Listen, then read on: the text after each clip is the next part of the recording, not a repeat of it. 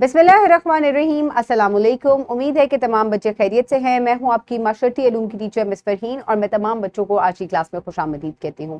प्यारे बच्चों, जैसा कि आप जानते हैं हम आपकी किताब का बाब नंबर 5 पढ़ रहे हैं जिसका नाम है जोग्राफिया, और आज मैं आपको हिस्सा नंबर सोम मौसम और आबो हवा से लेक्चर नंबर 24 जो है वो मुकम्मल करवाऊंगी।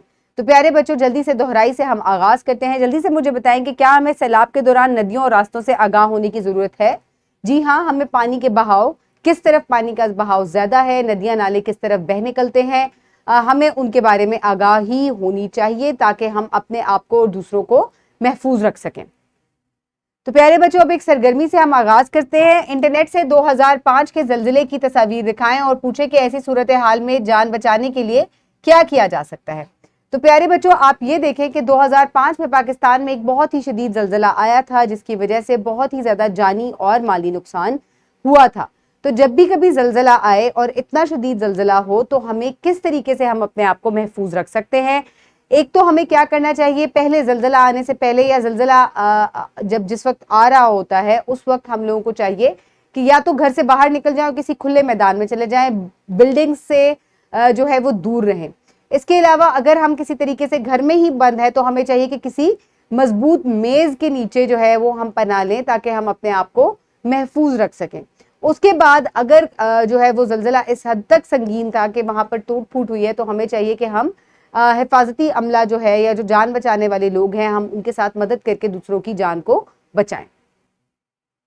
ऐसे मौकों पर भी आपको बिजली की तारों से, क्योंकि खंभे वगैरह गिर जाते हैं, हमें उनसे दूर रहना चाहिए। आज के सबक में बच्चे इस काबिल हो जाएंगे कि हिफाजती इकदाम तजवीज़ कर सकेंगे जलजिले की सूरत में इख्तियार किए जा सकते हैं। कबल इस पढ़ाई में आपसे सवाल करती हूँ, जल्दी से बताएं कि 2005 में पाकिस्तान में जलजिला आया, कितना तबाहकुन था ये? तो प्यारे बच्चों, ये जलजिला बहुत ही ज्यादा तबाहकुन था। 8 अक्टूबर 2005 को ये जलजिला पाकिस्तान में आया था और इसका जो जगह थी जहां पर आया था ये पाकिस्तान के शुमाल में जो है वो पहाड़ी सिलसिला जो है वो इसका मकाम था और रेक्टर स्केल पर इसकी शिद्दत जो है वो 7.6 थी। और ये इस कदर शदीद जलजिला था कि पाकिस्तान के दारुल हुकूमत इस्लामाबाद से सिर्फ 80 किलोमीटर शुमाल में कई जो है वो झटके महसूस किए गए और जलजिले से 50 लाख से ज्यादा अफराद जो हैं वो मुतासर हुए, जिनमें 73,000 लोग जो हैं वो हलाक हुए और तकरीबन 3.3 मिलियन अफराद जो हैं वो बेघर हुए थे। तो ये इतना शदीद जलजिला था कि कई लोग जो हैं वो जानी और माली तौर पर जो हैं वो बेआसरा हो गए थे। इसके अलावा जो है बहुत ज़्यादा लोगों की जान को भी नुकसान पहुंचा और पाकिस्तान की इकोनॉमी जो है वो बहुत बुरे तरीके से जो है वो मुतासर हुई थी। अब जल्दी से अपनी किताब में सफ़ा नंबर 68 खोलें ताकि हम इसकी पढ़ाई शुरू करें।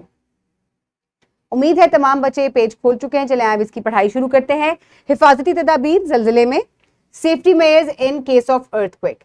जलजिले की सूरत में दर्ज झैल हिफाजती तदाबीर इख्तियार करें। अगर आप घर से बाहर हैं तो बिजली की तारों और खंभों से, दरख्तों से दूर रहें।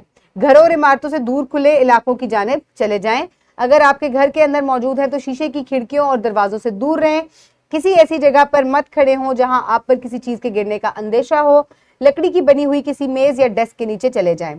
अगर आप स्कूल, कॉलेज या किसी ऑफिस में मौजूद है तो मकामी इंतजामिया की हिदायत पर अमल करें।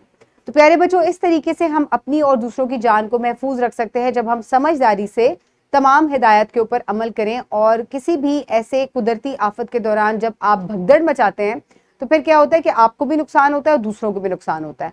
अगर आप सोच समझ के बेहतर तरीके से इन तदाबीर के ऊपर अमल करेंगे तो आप अपनी और दूसरों की जान को महफूज रख सकते हैं।